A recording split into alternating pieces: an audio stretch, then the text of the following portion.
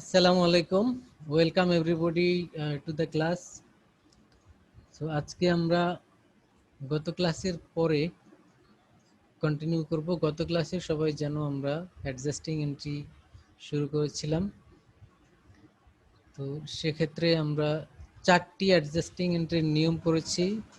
ডেফারেলসের ক্ষেত্রে 2টি এবং অ্যাক্রুয়ালসের ক্ষেত্রে 2টি, টোটাল 4টি। ডেফারেলসের 2টি আমরা গত ক্লাসে শেষ করেছি। আজকে আমরা অ্যাক্রুয়ালসের বাকি 2টি আলাপ করব ইনশাআল্লাহ। তোমাদেরকে বলেছিলাম যে ডেফিনিশনগুলি শিখবে ভালো করে। What do you mean by deferrals and accruals. ডেফারেলসের মধ্যে prepaid expense and unearned revenue, আর অ্যাক্রুয়ালসের মধ্যে accrued revenue and accrued expenses. এই যে 4টি ডেফিনিশন তোমাদের শিখতে বলেছিলাম, কেউ দেখেছো?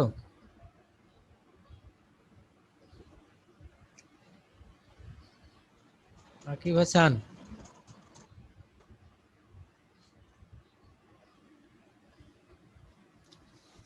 আকিব হাসান শুনতে পাচ্ছ?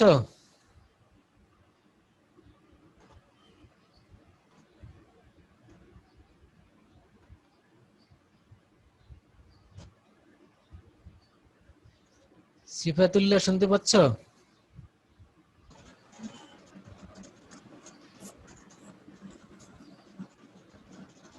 এই তোমরা কি শুনতে পাচ্ছ? কেউ কেউ রেসপন্স না করলে কিভাবে বুঝবো শুনতে পাচ্ছ কিনা?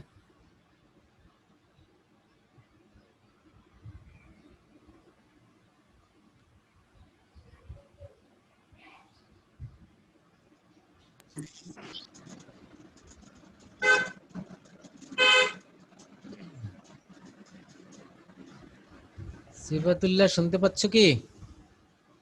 জি স্যার। আচ্ছা, আকিব শুনতে পাচ্ছ? জি স্যার, শুনতে পাচ্ছি স্যার। তুমি কি বাসায় না বাইরে? বাসায় স্যার। আচ্ছা, তো 4টি ডেফিনিশন পড়তে বলছিলাম, মনে আছে তো? জি স্যার। আচ্ছা, তো আমি আমি যে এখানে শো করছি, তোমরা স্ক্রিন দেখতে পাচ্ছ না? স্ক্রিন দেখতে পাচ্ছ যে আমি দেখাচ্ছি অ্যাডজাস্টিং এন্ট্রিগুলি? স্লাইড দেখতে পাচ্ছ?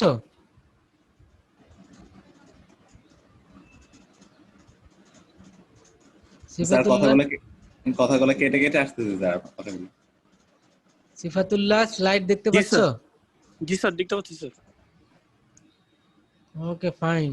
তো আমার কথা কেটে আসছে না তোমার নেটের সমস্যা? সিফাত, তুমি কি শুনতে পাচ্ছ আমার কথা, না তোমারও সমস্যা হচ্ছে শুনতে?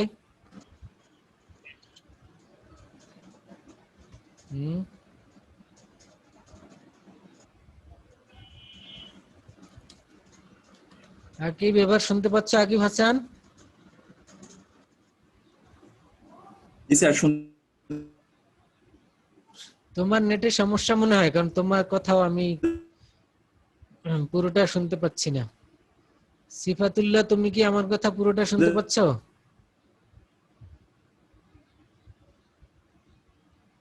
পাচ্ছি স্যার। স্যার আপনার কথা কেটে কেটে অর্ধেক থাকে অর্ধেক আসে স্যার। কথা কেটে আসলে তো নেটের সমস্যা। তাহলে নেটের সমস্যা কোথায় হলো আবার?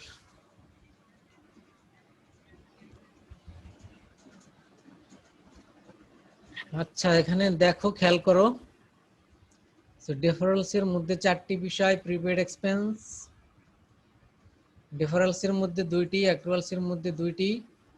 Prepaid expense, unearned revenue. Accruals এর মধ্যে 2টি, অ্যাক্রুড রেভিনিউ, অ্যাক্রুড এক্সপেন্স। এই 4টি আমি এখানে শো করছি, দেখতে পাচ্ছ তোমরা। প্রিপেড এক্সপেন্স কাকে বলে এখানে সবাই পড়ো, দেখা যাচ্ছে। Expenses paid in cash before they are used or consumed.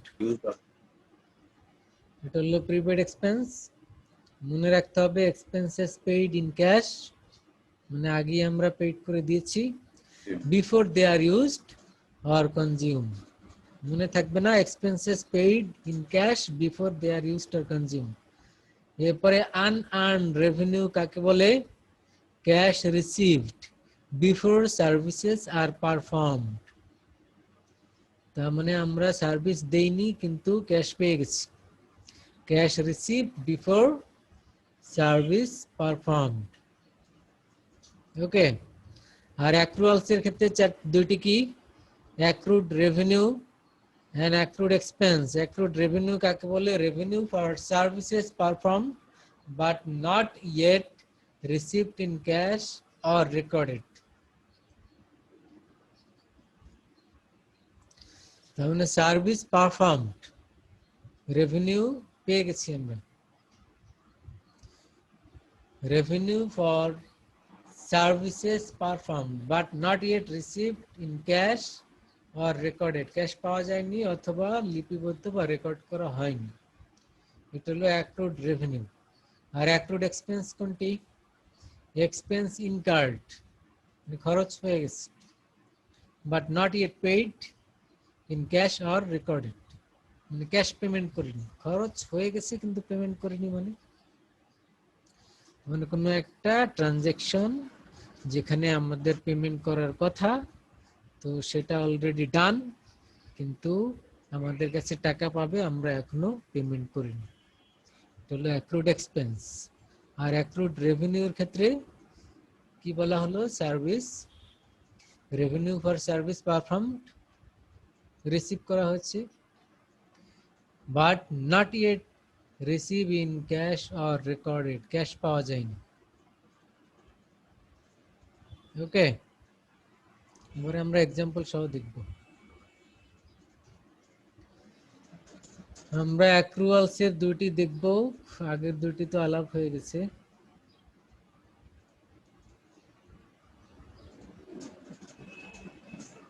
Adjusting entries for accruals. Accruals are made to record revenues for service performed or expense incurred.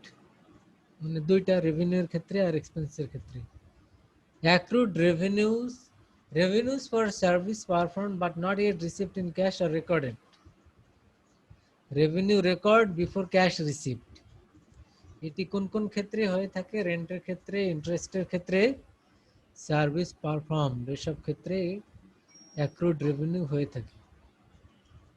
তো আমরা দেখব নিয়মটা কি অ্যাডজাস্টিং এন্ট্রির ক্ষেত্রে। Adjusting entry shows the receivable that exist and records the revenue for service performed. Service যদি আমরা দেই সেক্ষেত্রে কি হয়? ক্যাশ না পেলে অ্যাকাউন্ট রিসিভেবল, তাই না? আর যখন আমরা এই ক্যাশ পেয়ে যাই তখন অ্যাকাউন্ট রিসিভেবলটা ডিক্রিজ করে আর ক্যাশকে আমরা ডেবিট করি। তাহলে এখানে এই নিয়মটা মনে রাখতে হবে, adjusting entry increase or debit an asset and increase or credit A revenue account. তার মানে আমাদের একটি অ্যাসেট বেরোচ্ছে আবার রেভিনিউ বেরোচ্ছে। সার্ভিস পারফর্মড, তাহলে রেভিনিউ বাড়লো, আর আগে অ্যাকাউন্ট রিসিভেবল ছিল, এটাকে এখন ক্যাশে কনভার্ট হয়ে গেল। এক্সাম্পল দেখি। In October, Pioneer Advertising Agency earned $200 for advertising services that had not been recorded. কি বলা হলো? অক্টোবরে পায়োনিয়ার অ্যাডভার্টাইজিং এজেন্সি আর্ন করলো $200 for advertising services that had not been recorded. আচ্ছা, তাহলে অ্যাডভার্টাইজিং সার্ভিস এটি দেয়া হয়েছে, পারফর্ম করা হয়েছে, কিন্তু রেকর্ড করা হয়নি। তাহলে আমরা যদি এটা রেকর্ড করতে যাই তাহলে কি লিখব? ক্যাশ তো পাইনি আমরা, তাহলে account receivable, service revenue, credit. বুঝছো? এটা $200 পাওয়া গেছে অ্যাডভার্টাইজিং সার্ভিসের that had not been recorded. তাহলে রেকর্ড করব কিভাবে? Account receivable on November 10 The pioneer receives cash of 200 for the service performed. যখন সে এই ক্যাশটা পেয়ে যাবে তখন এই অ্যাকাউন্ট রিসিভেবলটা ক্যাশ হয়ে যাবে, তাহলে ক্যাশ ডেবিট করে দিব আর অ্যাকাউন্ট রিসিভেবলটাকে ক্রেডিট করে দিব। দুইটা পার্ট বোঝার চেষ্টা করুন। সার্ভিস যখন পারফর্ম করলাম, আমরা কাউকে সার্ভিস দিলাম কিন্তু ক্যাশ পাইনি, তাহলে সার্ভিস দিলে তো আমাদের একদিকে রেভিনিউ হয়েছে আর ক্যাশের বদলে এটা একটা আমাদের অ্যাকাউন্ট রিসিভেবল তৈরি হয়েছে।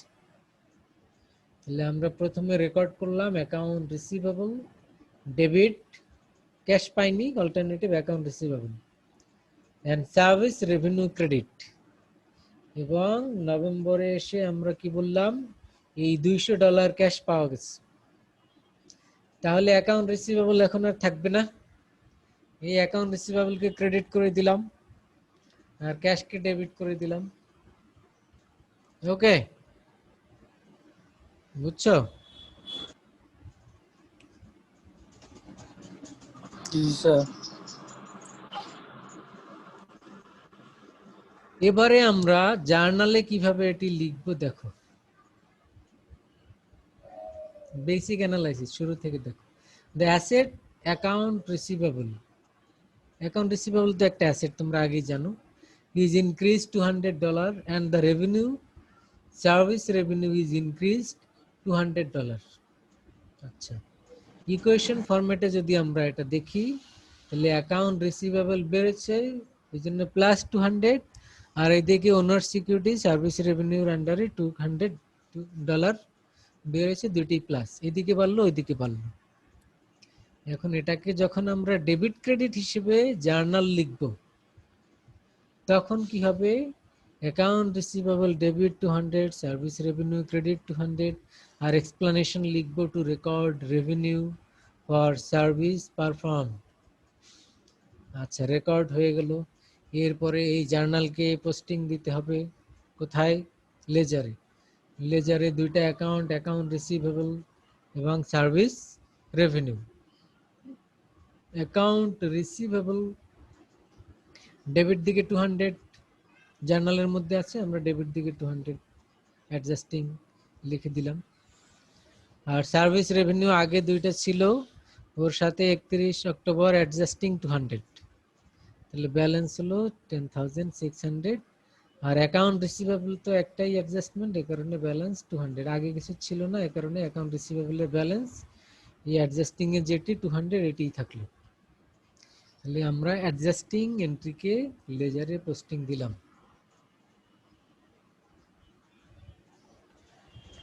অ্যাকাউন্টিং ফর অ্যাক্রুড রেভিনিউ, এখানে আমাদের সামারি দেয়া আছে পুরো বিষয়টি, এখানে পুরো বিষয়টি আমরা একসাথে দেখতে পাচ্ছি এবং এটি মনে রাখতে হবে নিয়মটা কি, এক্সাম্পল কি কি, ইন্টারেস্ট, রেন্ট, সার্ভিসেস, মানে এগুলির ক্ষেত্রে অ্যাক্রুড রেভিনিউ হয়ে থাকে। রিজন ফর অ্যাডজাস্টমেন্ট, কেন আমরা অ্যাডজাস্টমেন্ট দিব, কারণ service perform but not yet received in cash or recorded, service আমরা দিয়েছি ক্যাশ পাইনি অথবা রেকর্ড করা হয়নি। এবং যখন আমরা সার্ভিস পারফর্ম করেছি তো অ্যাকাউন্টস বিফোর অ্যাডজাস্টমেন্ট কি ছিল, আমরা অ্যাডজাস্টমেন্ট করার আগে আগে কি ছিল, আগে ছিল অ্যাসেট আন্ডার স্টেটেড, অ্যাসেট কম দেখানো হয়েছে, রেভিনিউ আন্ডার স্টেটেড, রেভিনিউ কম দেখানো হয়েছে। রেভিনিউ কম দেখানো হয়েছে কারণ কি, সার্ভিস পারফর্ম কিন্তু রেকর্ড করা হয়নি, তাহলে যা হওয়ার কথা সেটা হয়নি, তার মানে কি কম দেখানো হয়েছে। আবার অ্যাসেট আন্ডারস্টেটেড কারণ কি, কারণ রেকর্ড করা হয়নি অথচ আমরা এটা একটি অ্যাসেট অ্যাকাউন্ট রিসিভেবল, এটি রেকর্ড করতে হবে, এই কারণে এটিও আন্ডারস্টেটেড। তাহলে অ্যাডজাস্টিং এন্ট্রি কি হবে, এটি হলো মূল অ্যাডজাস্টিং এন্ট্রির নিয়ম, মনে রাখতে হবে অ্যাসেটকে ডেবিট করব, রেভিনিউকে ক্রেডিট করব, তাহলে এটাই হলো মূল point. Accounting for accrued revenue এর অ্যাডজাস্টিং এন্ট্রি কি, অ্যাসেট ডেবিট হবে, রেভিনিউ ক্রেডিট হবে। লাস্ট কলামটাই হলো আমাদের মূল entry, adjusting entry for accounting for accrued revenues. এরপরে অ্যাক্রুড এক্সপেন্সের ক্ষেত্রে কি? অ্যাক্রুড এক্সপেন্স কি? Expense incurred but not yet paid in cash আর রেকর্ডেড। এক্সপেন্স ইনকার্ড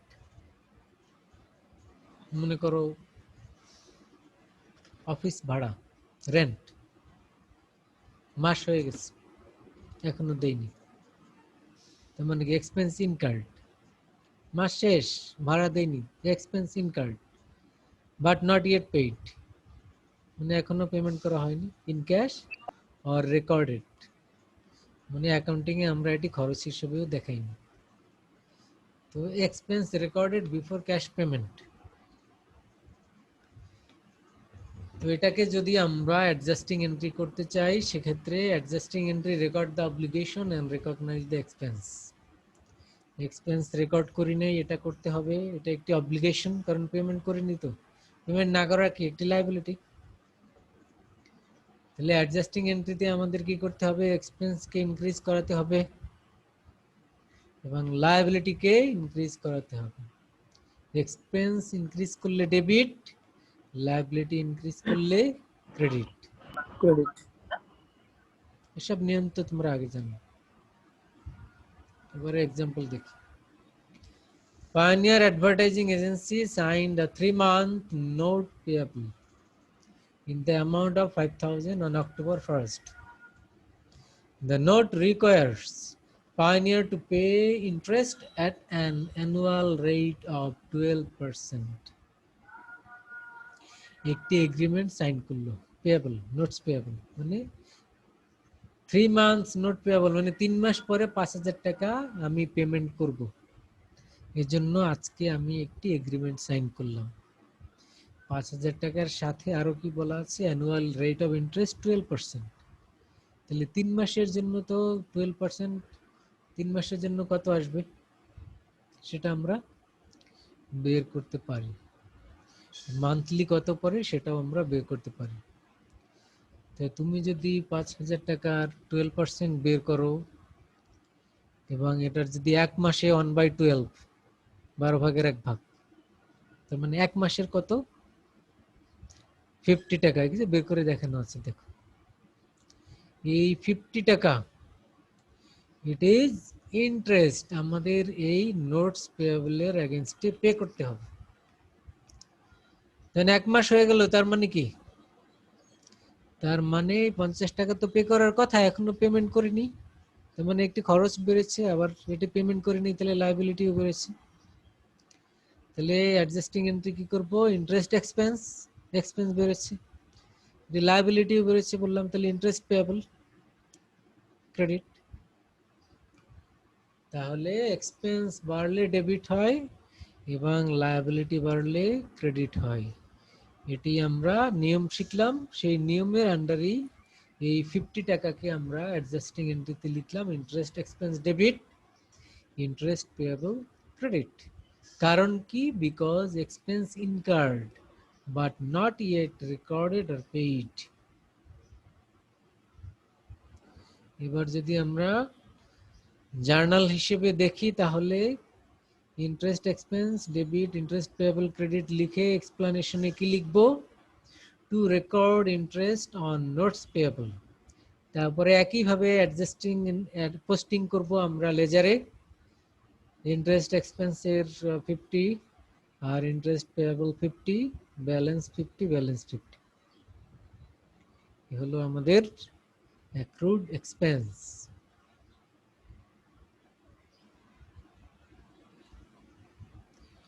আরেকটি এক্সাম্পল দেখি। Pioneer advertising agency last paid salaries on October 26। দুইটি মান্থের এখানে ক্যালেন্ডার দেওয়া আছে, দেখতে পাচ্ছ সবাই? 2 মাসের ক্যালেন্ডার দেখতে পাচ্ছ? জি স্যার। আচ্ছা, একটা হলো অক্টোবর মাস আর একটা হলো নভেম্বর। তো এখানে কি বলেছে? Last paid salary on October 26। Salary pay date কত? অক্টোবর 26, মার্ক করা আছে, দেখো এই যে অক্টোবর 26। তারপরে বলছে the next payment of salary will not occur until November 9। November 9 এর আগে পেমেন্ট হবে না, তার মানে ওই দিন পেমেন্ট হবে। The employees receive total salary 20,000 for a 5-day work week. সপ্তাহে 7 দিন 2 দিন বন্ধ, তাহলে 5 দিন কাজ করতে হয়, তাহলে 5-day work week, এবং প্রতিদিন 400 পার ডে। ঠিক আছে? সো তাহলে কি হবে? The accrued salaries at October 31st, October মাসে স্যালারি পেমেন্ট করেছি কবে বলো তো?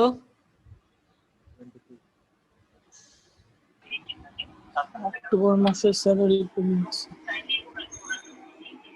26th, 26 তারিখ। 26, হ্যাঁ 26 তাহলে এই মাসের ক্লোজিং তো আবার এই মান্থলি ক্লোজিং তোমার অক্টোবর 31, 26 তারিখ পর্যন্ত স্যালারি পেমেন্ট ক্লিয়ার।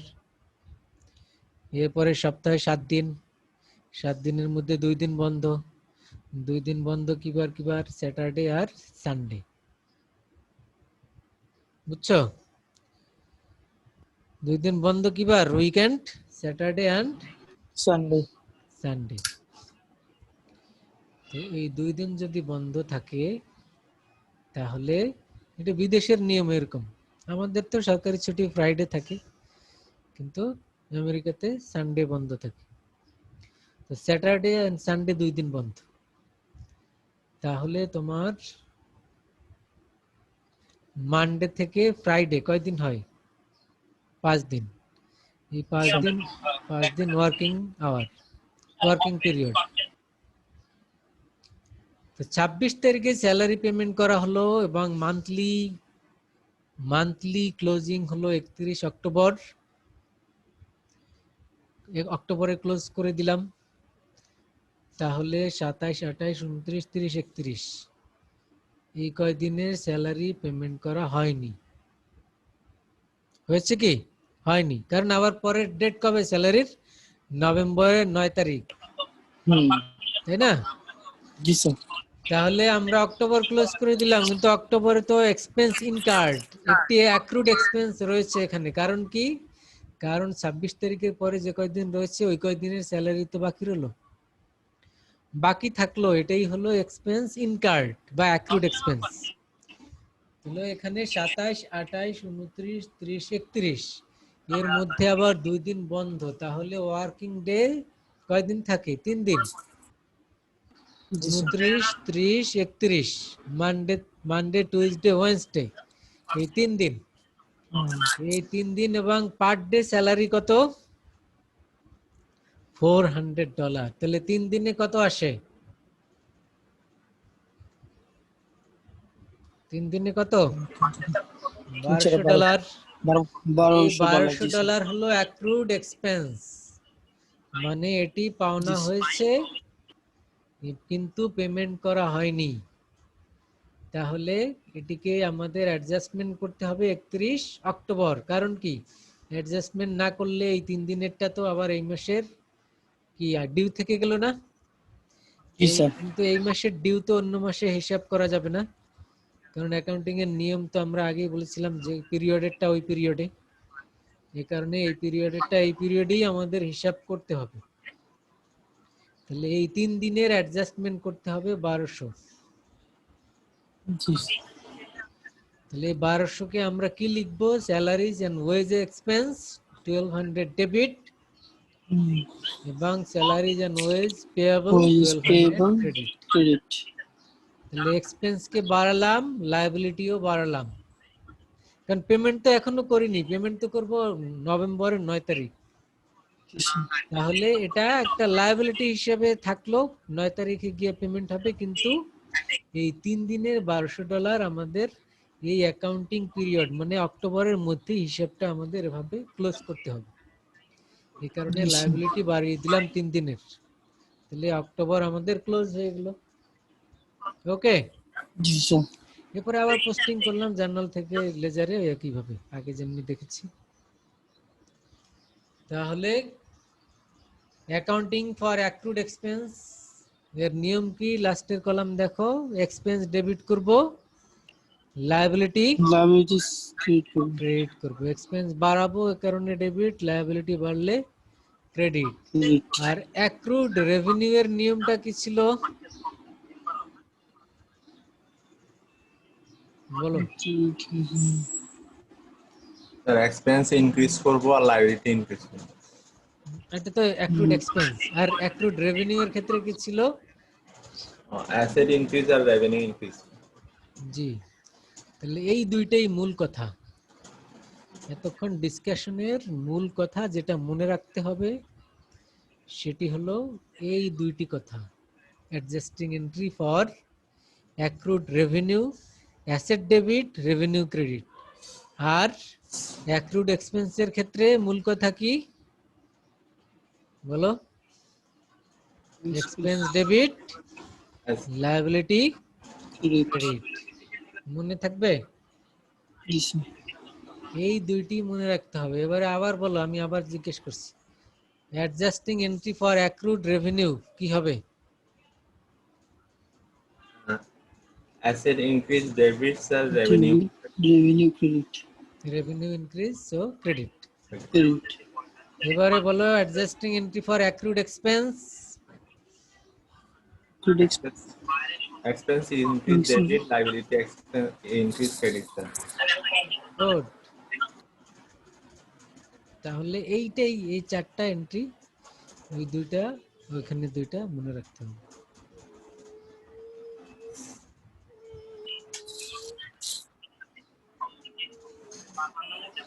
সবগুলি এবার একসাথে আমরা একটু দেখি। Prepaid, unearned, accrued revenue, accrued expense, চারটা শিখলাম না টোটাল? জি স্যার। জি স্যার। আচ্ছা, এবার শুরুতে বলো প্রিপেইড এক্সপেন্স এর ক্ষেত্রে অ্যাডজাস্টিং এন্ট্রি কি? Credit expense. Expense debit, expense debit. asset or contra asset credit, credit. asset or contra asset credit। Credit. গত ক্লাসে আমরা আলাপ করেছি। আনআর্নড রেভিনিউ এর ক্ষেত্রে liability debit, revenue debit, revenue credit. Credit. Accrued revenue আজকে যেটা পড়লাম, asset debit, revenue credit. Accrued expense, expense debit, liability credit. Credit. আর মধ্যের মিডল কলাম যেটি অ্যাকাউন্টস বিফোর অ্যাডজাস্টমেন্ট, অ্যাডজাস্টমেন্টের আগে কি ছিল, মানে এই যে অ্যাডজাস্টমেন্টটা এভাবে করলাম কারণ কি? আগে কি ছিল? আগে কোনোটা কম দেখানো ছিল, বেশি দেখানো ছিল, সেটা এখানে বলা আছে। প্রিপেইড এক্সপেন্সের ক্ষেত্রে অ্যাকাউন্টস বিফোর অ্যাডজাস্টমেন্টে কি বলা আছে দেখো, asset overstated and expense understated. Expense understated, expense understated মানে কি?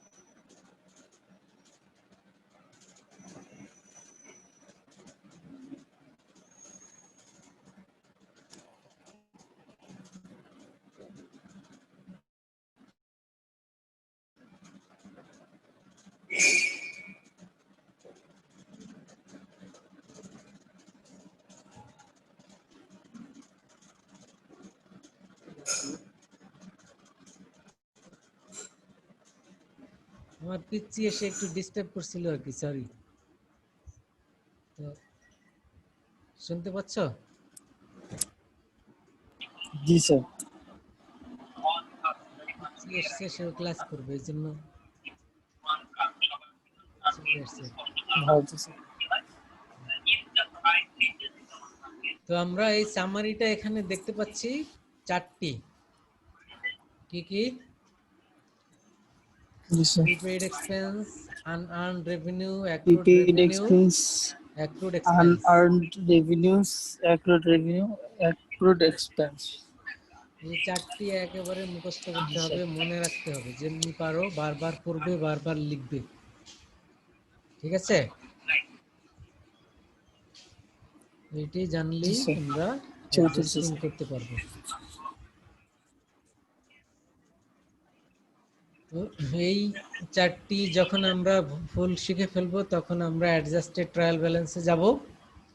অ্যাডজাস্টেড ট্রায়াল ব্যালেন্সের পরে মানে কি, যে ট্রায়াল ব্যালেন্সটি ছিল তার সাথেই অ্যাডজাস্টমেন্টগুলি করব।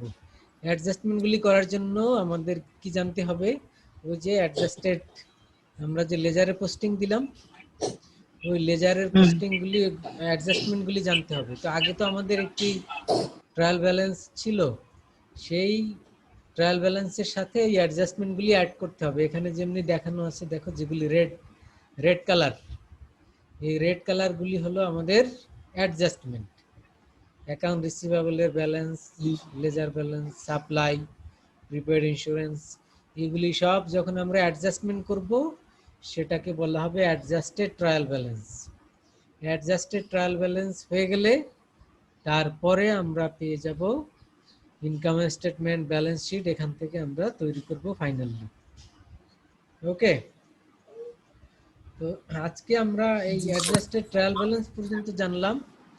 আর পরের ক্লাসে আমরা একটি ম্যাথ করব, সেখানে আমরা শুরু থেকে একেবারে জার্নাল থেকে লেজার থেকে কিভাবে অ্যাডজাস্টমেন্টগুলি হলো, কিভাবে অ্যাডজাস্টেড ট্রায়াল ব্যালেন্স হলো, তারপরে ইনকাম স্টেটমেন্ট, ব্যালেন্স শিট, এগুলি সব দেখতে পাবো। তার আগে যতটুকু আমরা পড়লাম অ্যাডজাস্টমেন্ট এন্ট্রিগুলি, এগুলি ভালো করে শিখবে, কারণ এগুলি না শিখলে আমরা ম্যাথে যেতে পারবো না। ওকে, বাকি পার্ট ম্যাথ এখানে আমরা যাব পরে। তার আগে তোমরা তোমাদের কাজ থাকলো এই যে চারটি, এটি ভালো করে এক্সাম্পল সহ বাসায় শিখবে। জি স্যার। এবারে কোনো কোশ্চেন থাকলে বলো, বা না বুঝলে বলো।